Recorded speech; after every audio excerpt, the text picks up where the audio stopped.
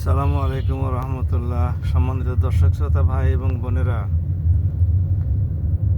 নতুন সরকারের আমলের সংসদের প্রথম অধিবেশন শেষ হয়ে গেছে।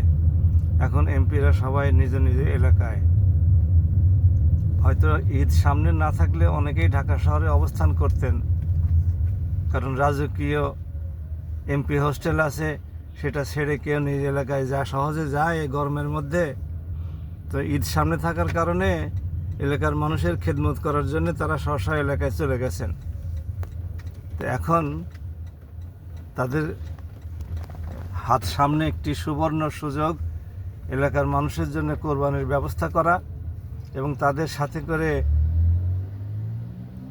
একসাথে আন্তরিক পরিবেশে খাওয়া দাওয়া করা এবং গোশত বিতরণ করা। এটাতে কোন এমপি কতটুকু সফল হবে, কে কতটা বেশি গরু কোরবানি করতে পারবে, পশু কোরবানি করতে পারবে, তার উপরে তার জনপ্রিয়তা নির্ভর করবে। আমরা দেখি, অপেক্ষা করি এই নির্বাচনের পরে কোন এমপি কতটুকু সফল। আরেকটি বিষয় হচ্ছে পশুর চামড়া বিক্রি।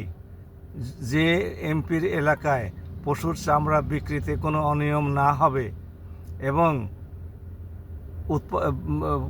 কোরবানিকারীরা যদি ন্যায্য পাওনা পায়, তাহলে পরে বুঝতে হবে যে সেই এমপির এলাকায়